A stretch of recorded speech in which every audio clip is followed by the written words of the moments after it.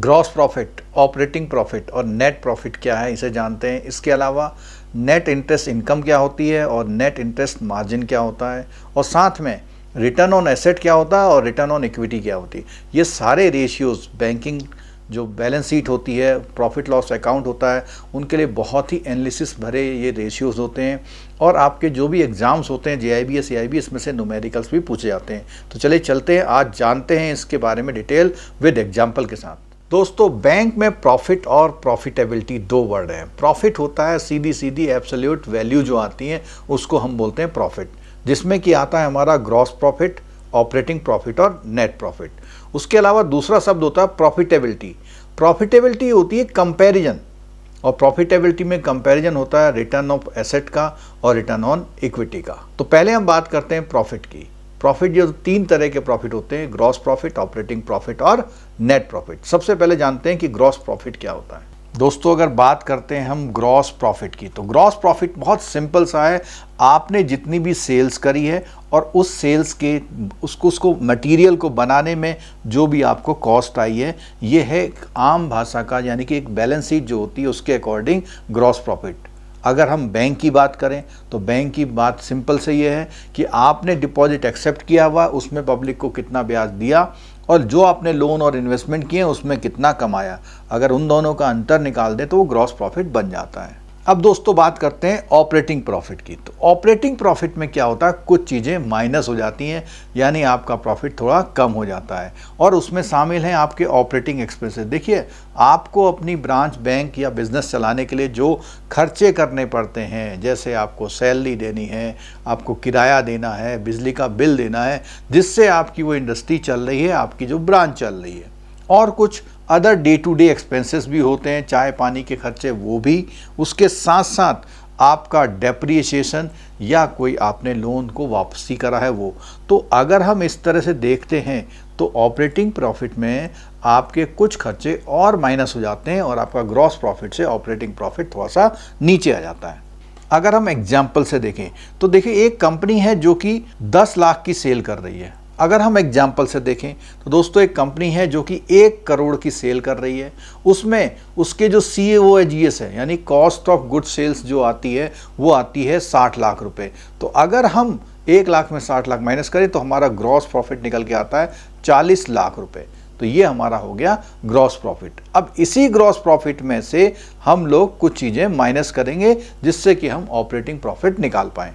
Operating profit निकालने के लिए ये कंपनी हमारा 40 लाख का तो प्रॉफिट कर रही है, लेकिन उसमें से उसको कंपनी को 20 लाख जो है ऑपरेटिंग एक्सपेंसेस खर्च करने पड़ रहे हैं। और अगर ये 20 लाख के एक्सपेंसेस हम उसमें से माइनस कर दें तो हमारा जो ऑपरेटिंग प्रॉफिट हो जाएगा 20 लाख। लेकिन एक और टर्मिनोलॉजी है ऑपरेटिंग प्रॉफिट मार्जिन। अब मार्जिन जब भी निकलता है तो कंपैरिजन हो रहा है। कंपैरिजन किससे हो रहा है? सेल से। कितना आप ट्रेड कर रहे हैं, कितनी आप सेल्स कर रहे हैं, उस सेल्स के अगेंस्ट में आपने कितना ऑपरेटिंग प्रॉफिट कमाया। तो ऑपरेटिंग प्रॉफिट यहाँ पर कमाया हमने 20 लाख डिवाइडेड बाय सेल्स। अब जितनी आपकी सेल्स होगी उसके अकॉर्डिंग आपका प्रॉफिट जो होगा, ऑपरेटिंग प्रॉफिट निकल आएगा। दोस्तों, अब बात आती है नेट प्रॉफिट की। देखिए, आपने ग्रॉस प्रॉफिट से ऑपरेटिंग प्रॉफिट निकाल लिया। अब नेट प्रॉफिट में क्या होता है, इंटरेस्ट और टैक्सेस भी आपको पेमेंट करने पड़ते हैं, जो कि आपके ऑपरेटिंग एक्सपेंसेस नहीं होते हैं। तो अगर आप अपने ऑपरेटिंग प्रॉफिट में से इंटरेस्ट और टैक्सेस को माइनस कर देंगे तो जो निकल के आएगा उसको बोलेंगे नेट प्रॉफिट। जैसे कि ऊपर वाले एग्जाम्पल में हम देख रहे हैं कि 5 लाख रुपए इंटरेस्ट के और 5 लाख रुपए वो दे रहा है टैक्स के।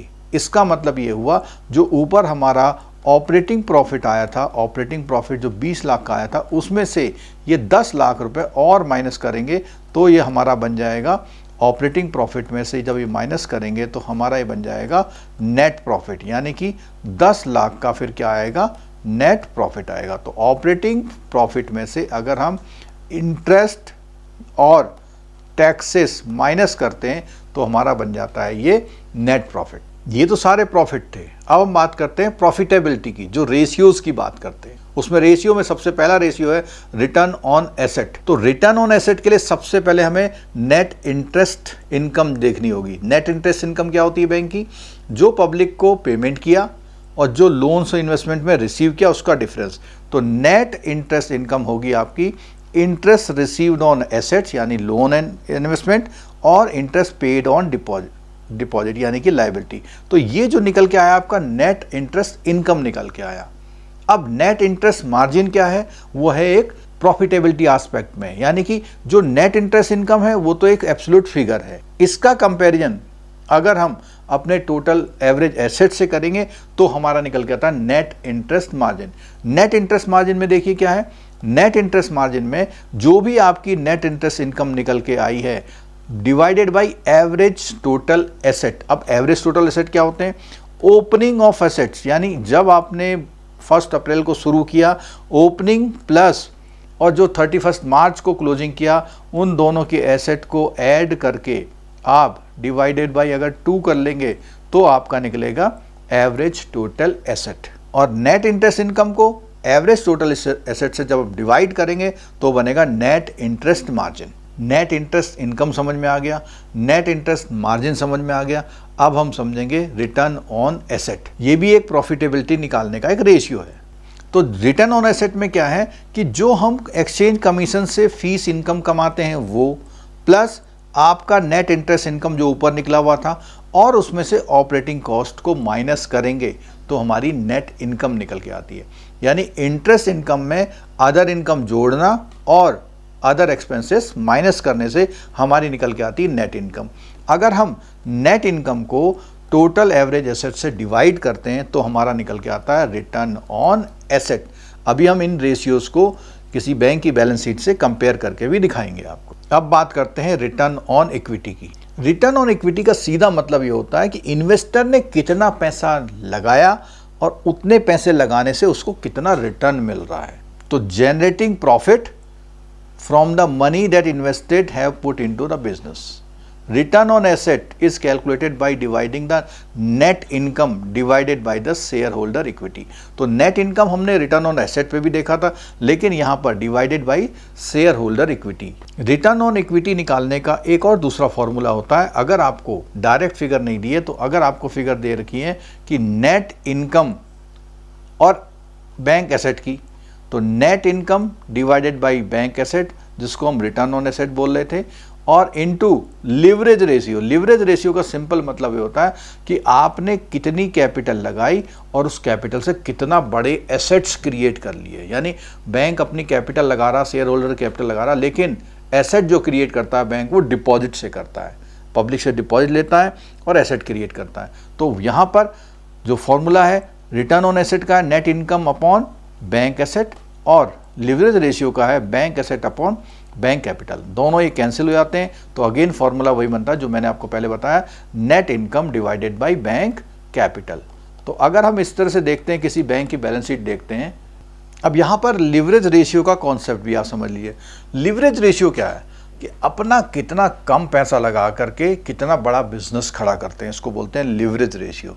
और बैंक के मामले में एक ये उदाहरण देख सकते हैं, बैंक ने अपनी या शेयर होल्डर की कैपिटल लगाई केवल 5, लेकिन एसेट क्रिएट करे कितने के, 100 के।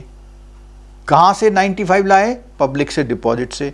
तो जो लिवरेज रेशियो है तो इस बैंक का लिवरेज रेशियो आएगा 20, 100 डिवाइडेड बाई 5 यानी 20 आएगा। यानी ये बैंक ऐसा है केवल 5% अपने पैसे लगाता है और 100% अपना एसेट क्रिएट कर लेता है।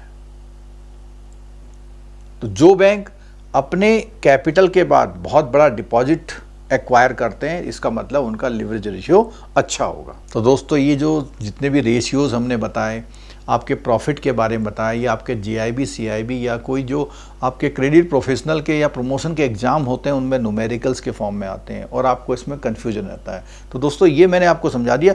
अब हम ये बात करते हैं, अगर आप जीआईबी सीआईबी में अपने इस तरह के कोर्स को करना चाहते हैं तो आप हमसे कॉन्टैक्ट कर सकते हैं। हमारी लाइव क्लासेस डेली हमेशा चलती रहती हैं। अब उसके साथ मैं दिखा रहा हूँ आपको एक बैंक की बैलेंस शीट, जिससे आपको ये जो रेशियोज और प्रॉफिटेबिलिटी और एनपीए के बारे में बात है उसका थोड़ा सा आइडिया लग जाए। तो दोस्तों जैसा कि आप स्क्रीन पर देख पा रहे हैं, ये स्टेट बैंक की बैलेंस शीट है। पिछले 5 सालों का कंपैरिजन दिया हुआ। इसमें एक फिगर तो दी हुई है आपको टोटल एसेट वाली और यहाँ पर अगर आप इनकम में देखें, देखिए इंटरेस्ट की इनकम और इंटरेस्ट का एक्सपेंसेस, क्यों? क्योंकि जो डिपॉजिट पर होते हैं वो आपके एक्सपेंसेस होते हैं और लोन्स पर होते हैं इनकम। तो आपकी नेट इंटरेस्ट इनकम आती है ये। अगर आप इसमें जो अदर इनकम में वो ऐड कर दें तो आपका टोटल ऑपरेटिंग इनकम आती है।